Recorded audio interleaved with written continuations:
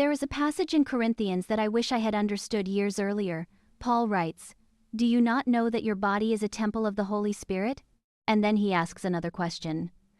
"Do you not know that he who joins himself to a prostitute becomes one body with her?" For years I read those verses and thought they were only about behavior. Now I understand they are about ownership. Who owns your life? Who owns your mind? Who owns your body? Who owns your heart? Because whatever owns those things eventually directs your path. By this point in my life, I was still trying to maintain an image. I was educated, I had degrees, I could speak intelligently, I could present myself well. People looked at me and assumed I had my life together. But the truth was very different. I was hiding. I was hiding the abortions. I was hiding the promiscuity. I was hiding the disease. I was hiding the drinking. I was hiding the loneliness. I was hiding the shame. I was hiding the fact that I did not know who I was. And alcohol became one of the ways I managed that pain. It helped me sleep. It helped me stop thinking.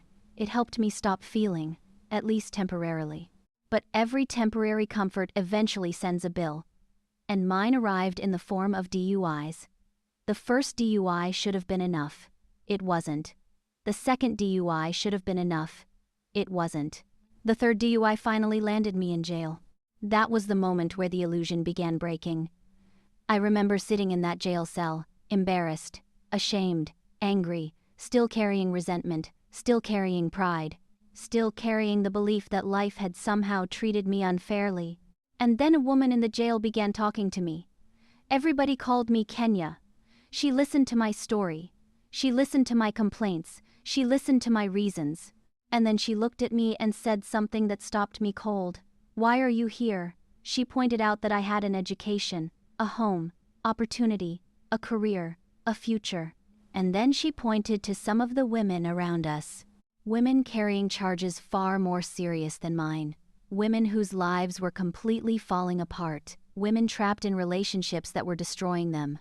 Women taking responsibility for crimes they did not commit because they were protecting men who did not love them. And then she asked me again, "Why are you here?" That question stayed with me, because for the first time, I started realizing that my story could not continue being about everybody else. At some point I had to look at myself. The judge ordered therapy. I did not want therapy. I resisted it. I thought therapy was weakness. I thought talking about feelings was weakness. I thought I could figure things out on my own. But underneath all of that was pride. The same pride that had convinced me I could save myself. The same pride that had convinced me I did not need help. The same pride that had kept me trapped for years. So I went.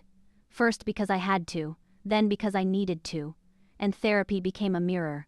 For the first time in my life, I started telling the truth. Not all at once, not perfectly, but enough for somebody else to see what I could not see. I remember telling my story as though I was describing an ordinary day. Domestic violence, abuse, predatory behavior, fear, chaos, abandonment. I told it casually, because it was normal to me, and I remember the therapist crying. She was crying while I was talking. That confused me, because I did not understand why she was crying. To me, this was just life. To her, it was trauma. That was the first time I realized something had happened to me. Not an excuse, not a justification, but an explanation. For the first time, I began understanding that the wounds I carried were deeper than I had ever admitted. I entered rehab to satisfy a legal requirement, but what I found there was something else entirely.